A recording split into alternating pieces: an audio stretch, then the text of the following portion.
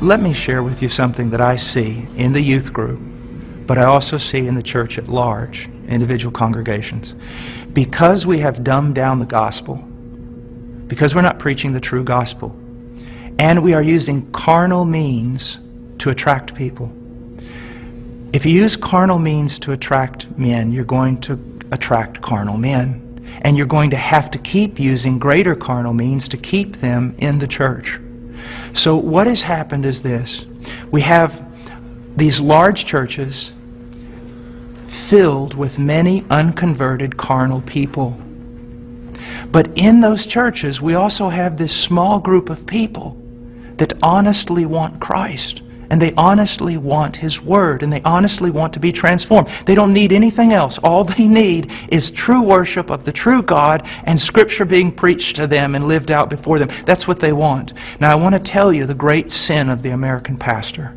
And this has got me in a lot of trouble, but it's true. This small group of converted people in that local church, all they want is Jesus. And all they want to do is the right thing. They want purity, they want truth, they want Christ. But the pastor, in order to keep this larger group of unconverted people, he caters to them. So while he is feeding these carnal men and women with carnal things, he is letting the sheep of God starve to death, and he is going to stand before God one day in judgment.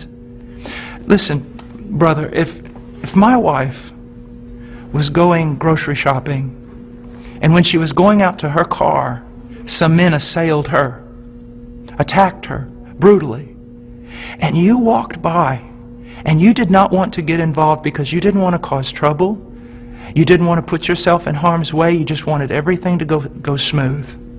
After all that was done, I would look for those men to deal with them. But I want you to know this, I'd look for you too.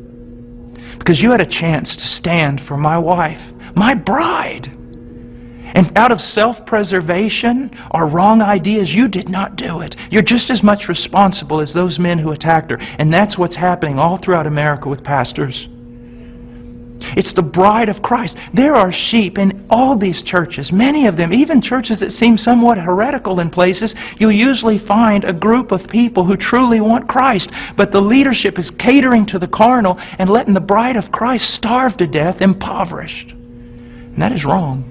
And there's going to be judgment for it. And the same thing is happening to the youth. I know young people that say, you know, Brother Paul, I listen to you all the time. And I said, well, what about your church? He goes, well, they don't preach this. It's not what the other young people want. And so they give them what they want. I'm starving to death. A little child of God, it would be better that a millstone be tied around your neck than you cause this little one to stumble.